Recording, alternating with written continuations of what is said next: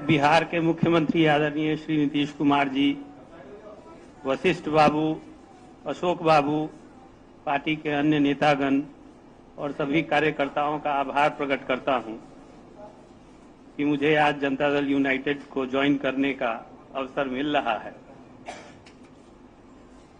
मेरी पारिवारिक पृष्ठभूमि राजनीतिक रही है, लेकिन मेरे परिवार के सिर्फ एक व्यक्ति, मेरे पिताजी, राजनीति में सक्रिय थे और उनका मानना था कि राजनीतिक जीवन में परिवार के एक व्यक्ति को ही होना चाहिए। एक व्यक्ति से ज्यादा अगर परिवार का कोई राजनीति में सक्रिय होता है तो वो समाजवाद के विचारधारा के खिलाफ है। जननायक कर्पूरी ठाकुर भी यही मानते थे। उन्होंने एक बार अपने पुत्र, जो आज राज्यसभा सदस्य हैं, उनको मना किया था कि अगर वो जिद कर रहे थे कि मुझे राजनीति में आना है, कर्पूरी जी ने कहा था कि अगर तुमको राजनीति में जाना है तो मैं चुनाव नहीं लड़ूंगा, तुम ही चुनाव लड़ो। तो मेरे पिताजी भी उसी विचारधारा को मानते थे।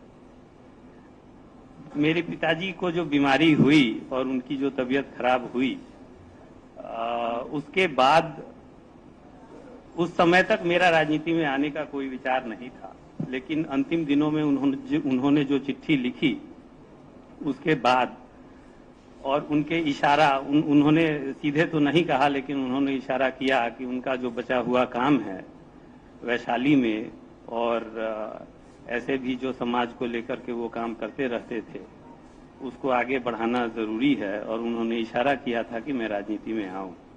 इसी वजह से आज मैं यहाँ पे बैठा हुआ हूँ। एक दो घटनाएं मैं बताना चाहता हूँ।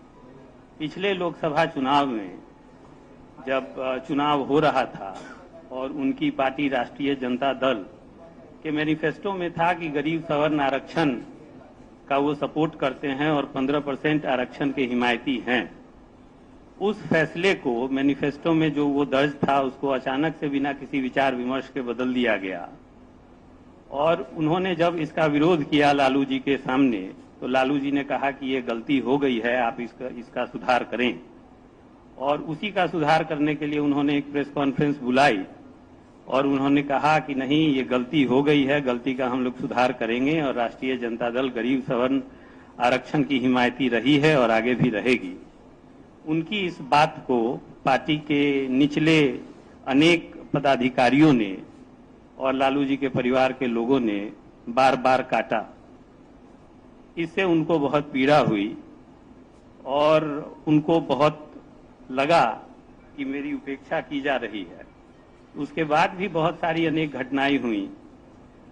जब वो कोरोना से पीड़ित थे, एम्स में थे, उस समय उन्होंने अपना इस्तीफा कुछ इश्यूज को लेकर के दिया था कि पार्टी में सीटों की बंदरबाट हो रही है, पार्टी में टिकटों की खरीद बिक्री होती है, राज्यसभा की सीट हो या विधान परिषद की सीट हो, पार्टी में आपराधिक छवि के लोगों को लाया जाता है चुनाव में फायदे के लिए, सिद्धांतों को दराज में रख दिया जाता है, कोई सुनने वाला नहीं है। उन्होंने बार बार चिट्ठियां भी लिखी, उन चिट्ठियों पर भी कोई एक्शन नहीं हुआ।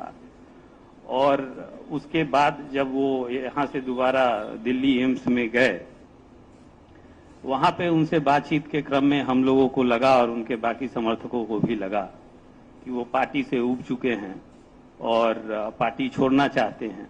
लेकिन अंतिम समय में उनकी बातों से हम लोगों को ये फील हुआ कि वो पार्टी नहीं छोड़ना चाहते हैं, लेकिन राजनीति ही छोड़ने के, संसदीय राजनीति छोड़ने के पक्षधर हैं। उनका कहना था कि इसके बाद मैं एक लाठी लूंगा, सिर पे गमछा बांधूंगा और प्रचार करने निकल जाऊंगा, समाज सुधार करने निकल जाऊंगा। इस तरह के उनके विचार थे।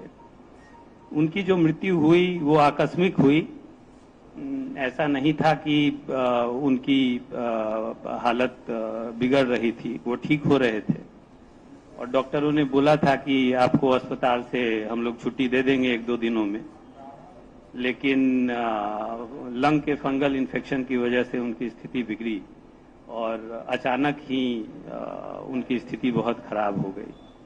मुझे लगता है कि उन्होंने जो वो चिट्ठियां लिखी, वो उस समय उनको ये लग गया था कि शायद अब मेरी तबीयत ठीक नहीं होगी और उसमें उन्होंने अपने सारे जो लंबित कार्य थे उन सब कार्यों को लेकर के आदरणीय मुख्यमंत्री जी को, बिहार के सिंचाई मंत्री को चिट्ठियां लिखी और मैं भारत के प्रधानमंत्री आदरणीय मोदी जी का भी आभार प्रकट करना चाहता हूं कि उन्होंने अपने कार्यक्रम को रोक करके बीच में उनको श्रद्धांजलि दी और साथ में बिहार के मुख्यमंत्री से आग्रह भी किया कि हम लोग मिलजुल करके इस कार्य को खत्म करने की पूरी कोशिश करेंगे।